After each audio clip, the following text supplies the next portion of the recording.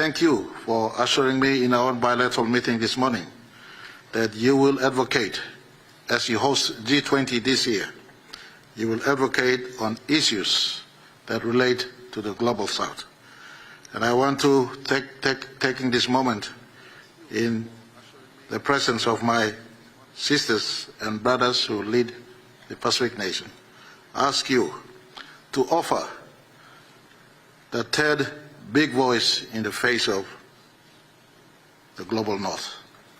The Global North have moved in the development space, into the industrialization space, and the small island nations and the Global South deserves a nation just like us who've come out from this to be a big presence at G20, at G7, to ensure that our issues are heard in total clarity. And I want to speak today as I welcome you to this FIPIC meeting, and before you address us, that the issues that are prevalent in Pacific are issues of insecurity due to climate change.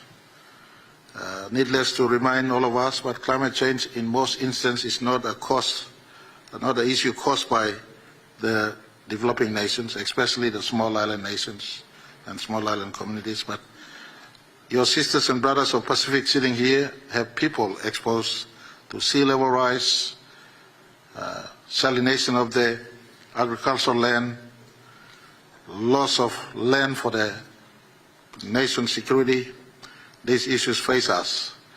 We need a big third voice to be active for the small island nations at G20, at G7. We appreciate your presence with us at FIPIC. You are the voice that can offer our issues at the highest as advanced economies discuss on matters relating to economy, commerce, trade, and geopolitics. For us, we want this moment of the FIPIC platform for India to be the strong voice and advocate of the challenges we go through. Climate change was one issue I raised earlier. Second issue, Mr. Prime Minister, the threats of global politics and insecurity. For instance, the issue of Ukraine war with Russia, or Russia war with Ukraine rather. We import the inflation to our own small economies. These nations sitting before you, Mr. Prime Minister, have high cost of fuel and power tariff in their own countries. And we suffer as a result of big nations at play in terms of geopolitics and the power struggles out there. We ask you, using this moment where I am co-chairing, and I speak for my small brother and sister nations of the Pacific, whilst our land may be small and number may be small, our area and space in Pacific is big. The world uses it for trade, commerce, and movement. We are victims of global power play. We want you to be an advocate for us as you sit in those meetings and continue to fight for the rights of small emerging nations and emerging economies. Our leaders will have a moment to speak to you. I want you, Mr. Prime Minister, for you to spend time hearing them, and hopefully at the end of these dialogues, may India and Pacific relationship is entrenched and strengthened, but more importantly, the issues that are facing the Pacific Island nations, especially the smaller ones amongst us, are heard in its right context and given support by you, the leader of the Global South.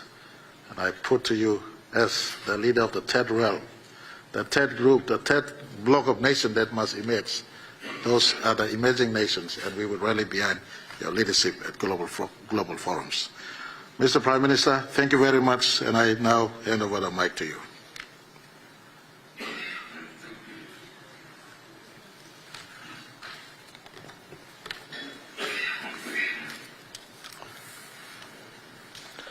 Excellencies, Mr. Prime Minister, thank you very much, and I now hand over the mic to you.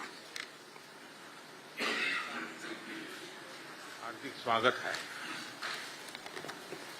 मुझे खुशी है कि प्रधानमंत्री James Marape मेरे साथ इस summit को host कर रहे हैं। यहां पोर्ट मोरेस्बी में समिट की सभी अरेंजमेंट्स के लिए मैं उनका और उनकी टीम का धन्यवाद करता हूं। एक्सेलेंसीज, इस बार हमें लंबे समय के बाद मिलने का मौका मिला है। इस बीच विश्व कोविड महामारी और अन्य कई कठिन चुनौतियों से गुजरा है। इन चुनौतियों का प्रभाव ग्लोबल साउथ के देशों पर सबसे अधिक पड़ा है। क्लाइमेट चेंज, प्राकृतिक आपदाएं, भुखमरी, गरीबी, स्वास्थ्य से जुड़ी बहुत सी चुनौतियां पहले से ही थी, अब नई समस्याएं उत्पन्न हो रही हैं।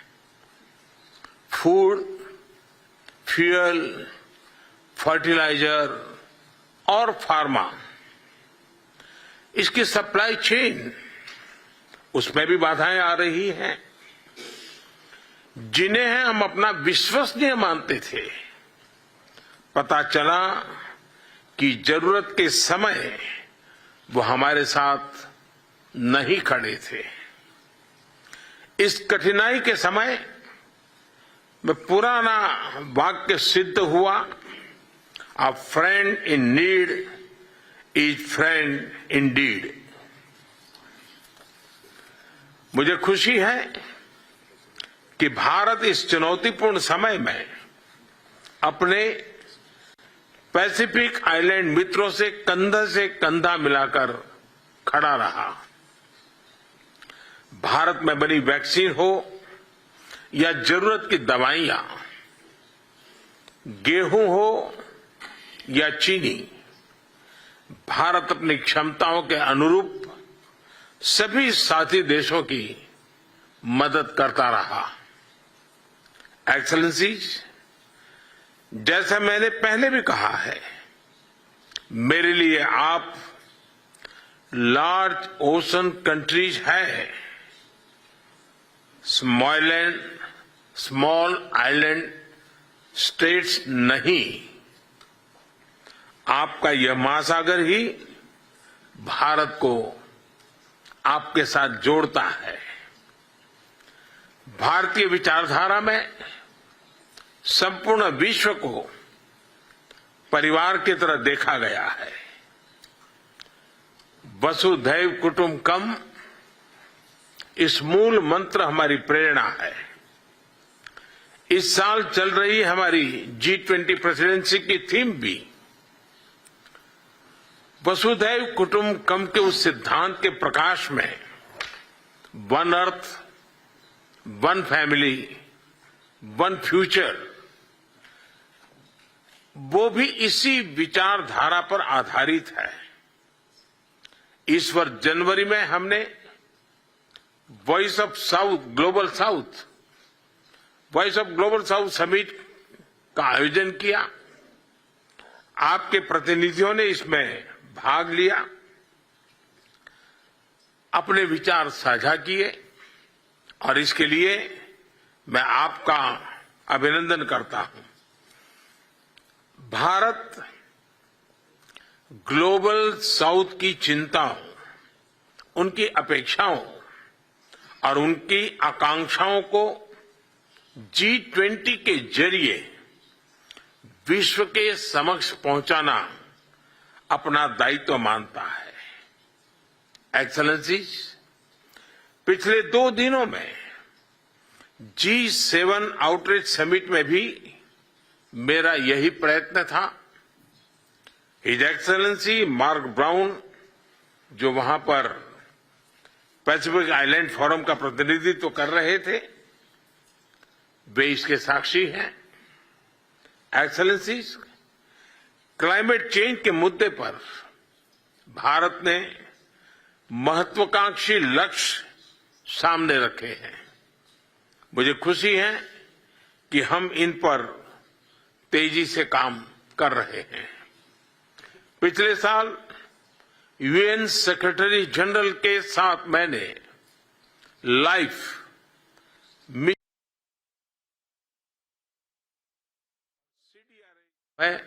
लाइफस्टाइल फॉर एनवायरमेंट लॉन्च किया।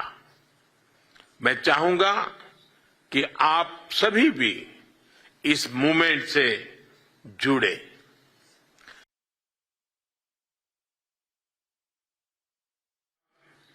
यूजफुल पाएंगे। मैं इस अवसर पर आप सभी को इन इनिशिएटिव से जुड़ने के लिए भी आमंत्रित करता हूं। एक्सेलेंसीज, फूड सिक्योरिटी को प्राथमिकता देते हुए हमने न्यूट्रिशन को और वातावरण संरक्षण को भी ध्यान में रखा है। वर्ष 2023 को यूएन ने अंतर्राष्ट्रीय मिलेट वर्ष घोषित किया है। भारत ने इस सुपर फूड को श्री अन्न का दर्जा दिया है। इनकी खेती में कम पानी लगता है और उनमें न्यूट्रिशन भी अधिक है। मेरा विश्वास है कि मिलेट आपके देशों में भी सस्टेनेबल फूड सिक्योरिटी सुनिश्चित करने में बड़ा योगदान दे सकते हैं। एक्सेलेंसीज, भारत आपकी प्राथमिकताओं का सम्मान करता है। आपका डेवलपमेंट पार्टनर होने पर गर्व महसूस करता है। मानवीय सहायता हो या फिर आपका विकास, भारत को आप भरोसेमंद पार्टनर के रूप में देख सकते हैं, विश्वास कर सकते हैं। पाउल का कन्वेंशन सेंटर, नाउरू का वेस्ट मैनेजमेंट प्रोजेक्ट, फिजी के साइक्लोन प्रभावित किसानों के लिए बीज और किरिबास का सोलर लाइट प्रोजेक्ट, ये सभी इसी भावना पर आधारित है। हम बिना किसी संकोच के अपनी क्षमताएं और एक्सपीरियंसेस आपके साथ साझा करने के लिए तैयार है। डिजिटल टेक्नोलॉजी हो या स्पेस टेक्नोलॉजी, हेल्थ सिक्योरिटी हो या फूड सिक्योरिटी, क्लाइमेट चेंज हो या एनवायरमेंट प्रोटेक्शन हो, हम हर तरह आपके साथ है। एक्सेलेंसीज, आपकी तरह हम मल्टीलेटरलिज्म में विश्वास रखते हैं। फ्री, ओपन और इंक्लूसिव इंडो पैसिफिक का समर्थन करते हैं। सभी देशों की संप्रभुता और अखंडता का सम्मान करते हैं। ग्लोबल साउथ की आवाज भी यूएन सुरक्षा परिषद में बुलंदी से उठनी चाहिए।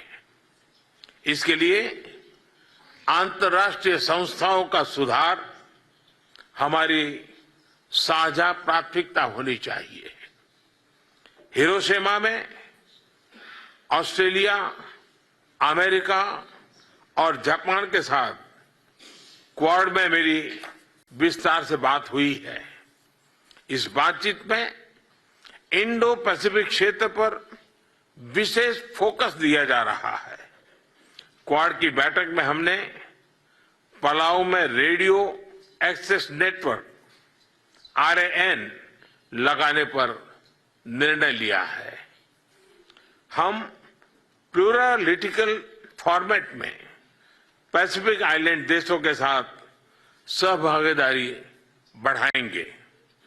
एक्सेलेंसीज, मुझे खुशी है कि फिजी की यूनिवर्सिटी ऑफ साउथ पैसिफिक, उसमें Sustainable Coastal and Ocean Research Institute SCORI की स्थापना हुई है।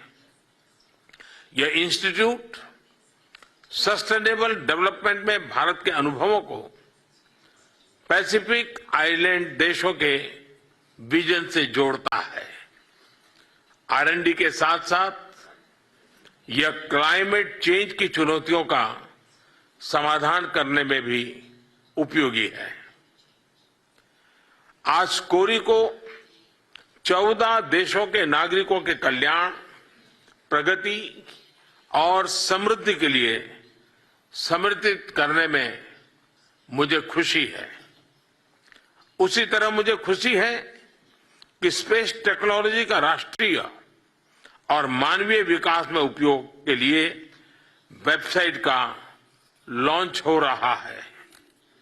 इसके जरिए आप इंडियन सैटेलाइट्स नेटवर्क से अपने देश का रिमोट सेंसिंग डाटा डाउनलोड कर सकेंगे।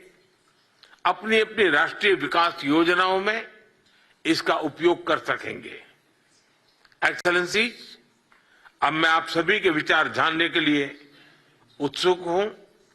एक बार फिर आज इस समिट में भाग लेने के लिए आप सभी का बहुत बहुत धन्यवाद।